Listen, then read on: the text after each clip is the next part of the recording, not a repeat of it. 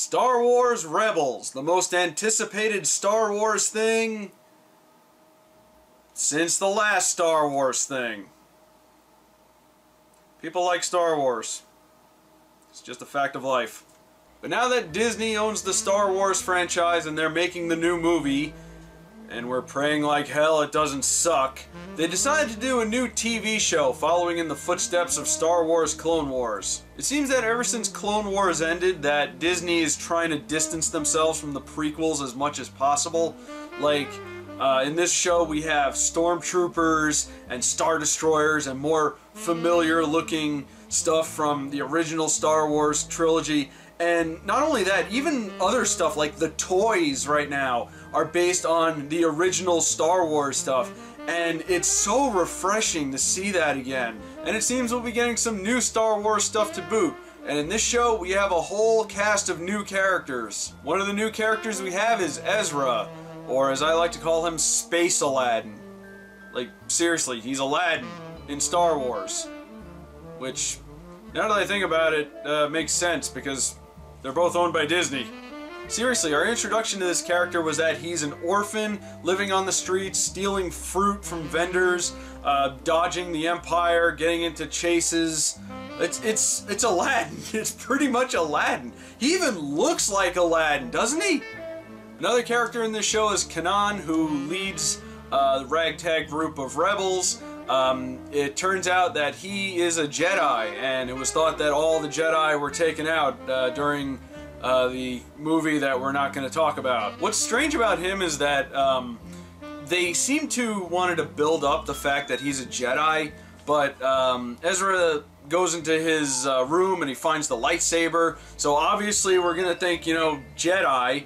And then later on, he has like a big reveal where he whips out the lightsaber and he goes to take out a whole bunch of stormtroopers, and it felt kind of unnecessary because we already figured out that he's a Jedi. Although that was pretty cool because we got to see him dodge all the lasers, which is kind of why Jedis never get blasted. You just see them flying past him and going like this, just avoiding them. Other members of the Ragtag Rebels are Sabine, who is a Mandalorian, and it kind of looks like a highlighter exploded in her face.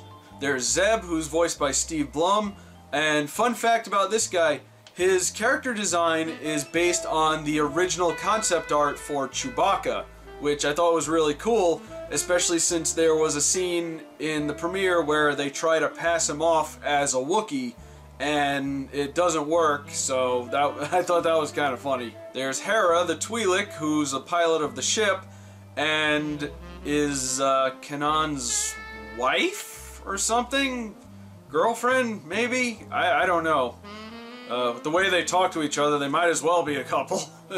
And finally, we have our droid for the series, Chopper, who, odd thing about him is that he seems a lot more charismatic than most of the other droids. Also, he doesn't speak in like tweets and bleeps and blops and whatever that whatever noise that R2-D2 was making. He sounds kind of like kind of like a lower version of like the adults from the Peanuts cartoon, because when you hear him talk, he's like wah wah wah wah wah wah wah wah wah wah. Also, I don't really remember too many droids getting nicknames like Chopper. Usually they're just referred to by their model number or whatever that is. So again, that's kind of weird. So I saw the 1 hour premiere, and what happens is the rebels show up on Ezra's planet to steal some cargo from some stormtroopers, but Ezra gets wrapped up in all their business. He ends up fighting with them, and then eventually they discover that he might have force powers, and Kanan is gonna take him with him, take him under his wing, and help them form the Rebel Alliance. At the end of the episode, we get to see what is probably going to be our big baddie for the series, a guy simply known as the Inquisitor, who I'm guessing is also a Sith. That was kind of a neat little reveal. I can't wait to see him in action. A lot of good stuff about this show so far. It looks fantastic. It has very smooth animation, very smooth movements. The characters themselves are very smooth. One of the complaints I had about the Clone Wars show was that the characters looked very blocky and angular, and even up to the final season that always bothered me, but it seems they corrected a lot of those problems in this show. This show is also very colorful.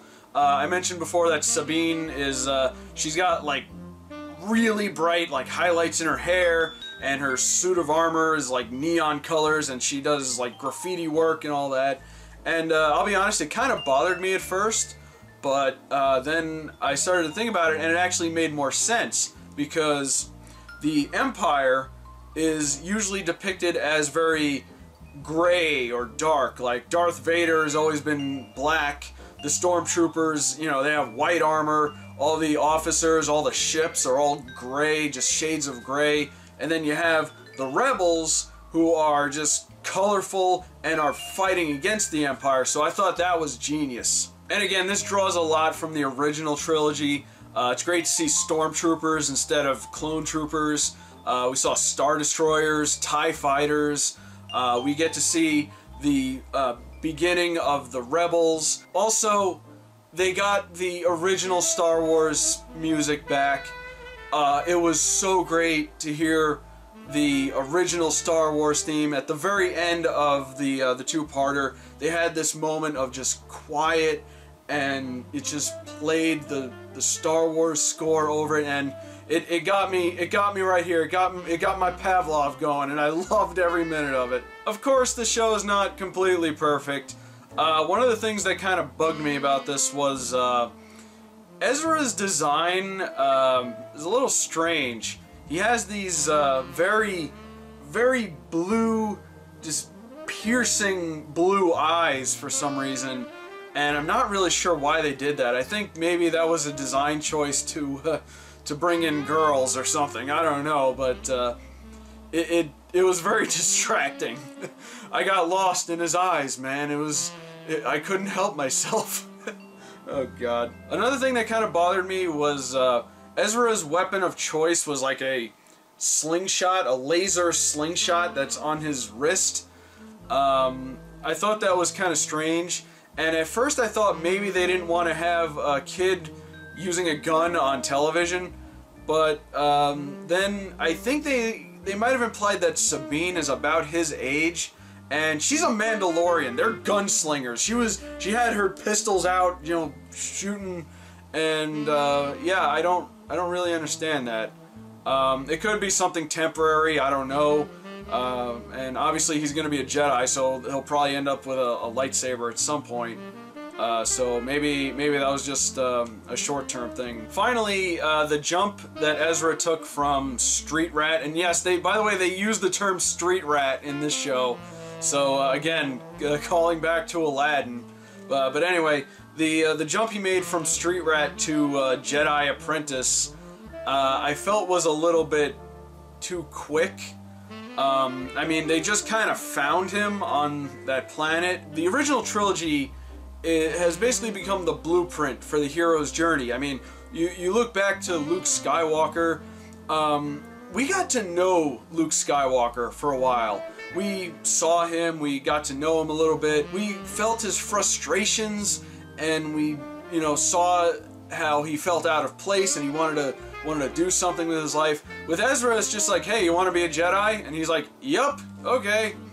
I mean, maybe if they had like one more episode to space it out a little bit, it could have worked out a little bit better, but it still felt a little bit rushed. I mean, I understand, you know, TV show, they want to get things moving. I just felt maybe it could have been done a little bit better. But you know what? Overall, I really enjoyed this. In fact, I was watching it with a friend and we were trying to riff on it, and we really couldn't. It was that good. It had great characters. Zeb was hilarious. I liked the chemistry between Hera and Kanan. They implied maybe a little bit of romance between Ezra and Sabine. I can't wait to see the Inquisitor. He looks badass. Also, they're going to be bringing back a lot of old Star Wars characters. We saw in the commercials they had R2-D2 and C-3PO will be coming back. I read that Lando Calrissian will be in an episode, and he'll be voiced by Billy D. Williams, so that would be cool. Also, we had Wookiees for the first time in forever. When was the last time we saw a family of Wookiees? No. Let's just pretend we didn't see that. But let me just say that Disney has kind of been on a roll with animated series. I mean, they've got Star Wars Rebels now. They have the new season of Gravity Falls going on. They got the 7D. Wander Over Yonder is a great show. They still got Phineas and Ferb going strong after all these years. People like to joke that Disney is evil, and honestly, I don't know if it is or not, but you know what? They're making good shows, so as far as I'm concerned, they're doing something right. And it is good to know that the Star Wars franchise is in very good hands. You know, I don't want to jinx anything with the new movie coming out, but we'll just have to wait and see. Please don't make it suck. But that's all I got for now. Leave a comment below and let me know what you thought of Star Wars Rebels. My name is Rob, I'm wonderful, and may the Force be with you.